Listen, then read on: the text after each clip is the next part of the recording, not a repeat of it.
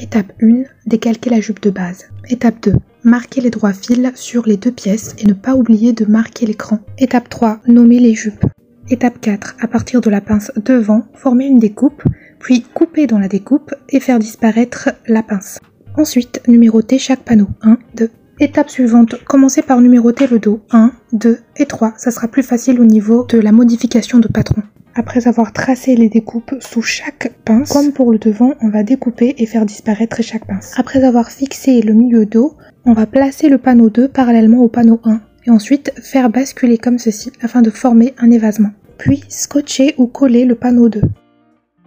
Placer le panneau 3 parallèlement au panneau 2 et ensuite faire pivoter au niveau de la pince pour former un évasement. Puis scotcher le panneau 3 et harmoniser le bas de la jupe. Faire ressortir le cran d'assemblage sur le côté de la jupe vers l'extérieur et ensuite ajouter les marges de couture tout autour de la jupe dos. Au niveau de la jupe devant, faire basculer le panneau 2 comme ceci, donc pour former un évasement. Scotcher ou coller et puis harmoniser le bas de la jupe et excepté au niveau de la pliure de la jupe, ajouter les marges de couture autour de la jupe. Pour la propreté, il suffit de décalquer juste au niveau de la taille et vous rajoutez juste 6 cm de hauteur, comme ceci. La marge de couture est déjà comprise dans la hauteur de la parmenture taille. Faire les mêmes opérations pour la parmenture dos et rendez-vous prochainement pour l'assemblage couture.